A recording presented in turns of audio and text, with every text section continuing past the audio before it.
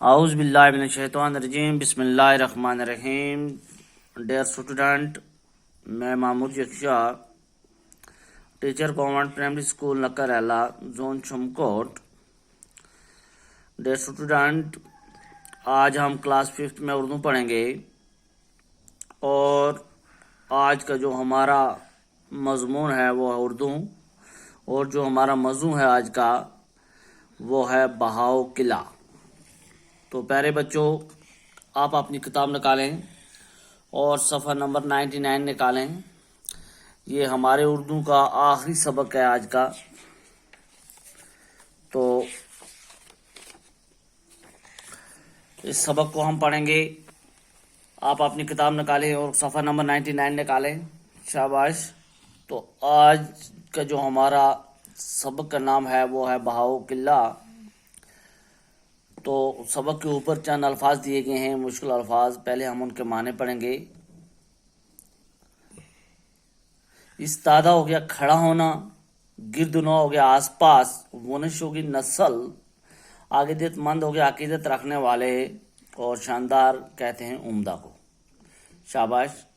تو اس کے بعد آج کا جو ہمارا سبق ہے یہ شروع کریں گے ہم۔ آپ اپنا سبق پڑھیں پہلے، اور اس کو دوبارہ بھی دہرائیں گے ہم، اچھی طرح اس کو یاد بھی کریں گے۔ تو سبق کیا ہے ہمارا؟ بہاؤ قلعہ۔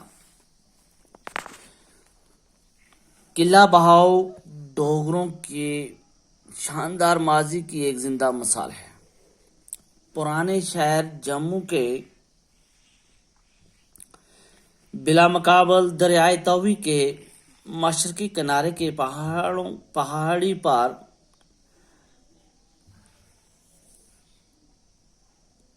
استادہ اس قلعے کو راجہ بہاؤ لوچن نے تعمیر کیا تھا، اور اس کے گرد و نواح میں بہاؤ نگر کے نام سے ایک قصبہ بھی آباد کیا تھا۔ راجہ بہاؤ لوچن کا سلسلہ نسبت راجہ مہاراجہ رگھو سے ملتا ہے، جن کے نام رگھوونشنی نسل کی بنیاد پڑی۔ اس خاندان کا نام رامائن، مہابھارت اور پرانوں جیسی قدیم کتابوں میں بھی ملتا ہے۔ اس خاندان کے ایک بہادر اور شاہزور راجہ اگنی گرب نے اپنے 18 بیٹوں کی مدد سے اپنی سلطنت کی وسعت دی، اور دریائے توی کے پار تک کے علاقے پر قبضہ کر لیا۔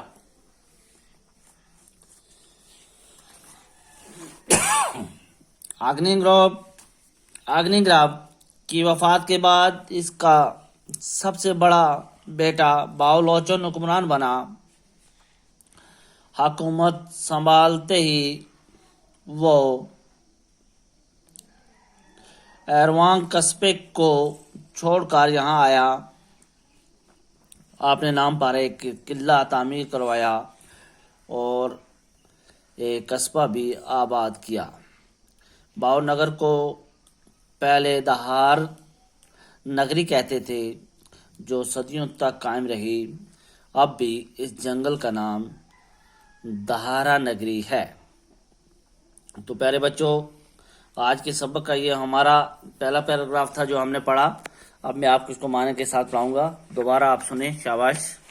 قلعہ بہاؤ نگر ڈوگروں کی شاندار ماضی کی ایک زندہ مثال ہے، یعنی کہ ڈوگرا جو ہیں جموں میں رہتے ہیں، ڈوگرا لوگ، تو ان کی جو ماضی کی شان ہے اس کی وہ ایک زندہ مثال ہے جو قلعہ بہاؤ نگر ہے۔ پرانے شہر جموں کے بلا مقابل دریائے توی کے مشرقی کنارے کے پہاڑی پر استادہ اس قلعے کو راجہ بہاؤ لوچن نے تعمیر کیا۔ اس قلعے کو کس نے بنایا تھا؟ اس قلعے کو راجہ بہاؤ لوچن نے بنایا تھا، اور یہ دریائے توی کے مشرقی کنارے پر واقع ہے، اور اس کے گرد و نواح یعنی کہ اس کے آس پاس میں بہاؤ نگر کے नाम से एक कस्बा भी आबाद किया गया है। जो कस्बा है जम्मू कस्बा, वो इसी किले के आसपास आबाद किया गया है। राजा बावलोचन का सिलसिला निस्बत महाराजा रघु से मिलता है, जिनके नाम पर रघुवंशी नस्ल की बुनियाद पड़ी। रघुवंशी जो नस्ल है वो महाराजा रघु से मिलती है और निस्बत से है, और इसी निस्बत से यानी कि इसी खानदान से राजा बावलोचन का सिलसिला भी मिलता है। इस खानदान का नाम रामायण, महाभारत और पुराणों जैसी कदीम किताबों में भी मिलता है। ये जो मजहबी किताबें हैं पुराने ज़माने की, इन किताबों में भी इस खानदान का नाम मिलता है। इसी खानदान के एक बहादुर और शाजोर राजा अग्निग्राब ने अपने 18 बेटों की मदद से अपनी सल्तनत की वसती यानी कि जो उनकी सल्तनत, जो उनकी हुकूमत थी, उसको बढ़ावा दिया। किसने? राजा अग्निग्राब ने। राजा अग्निग्राब भी इसी खानदान से था और बड़ा बहादुर आदमी था, बड़ा बहादुर बादशाह था, और दरियाए तौवी के पार तक के इलाके पर कब्जा किया। उसने दरियाए तौवी के पार तक भी कब्जा कर लिया था। अग्निग्राब की वफात के बाद इसका सबसे बड़ा बेटा बाहुलोचन हुक्मरान बना, यानी कि अग्निग्राब जब मर गया, जब उसकी वफात होगी, तो उसके बाद उसके जो बड़ा बेटा था उसका क्या नाम था? बाहुलोचन। उसने इस हुकूमत संभाल ली।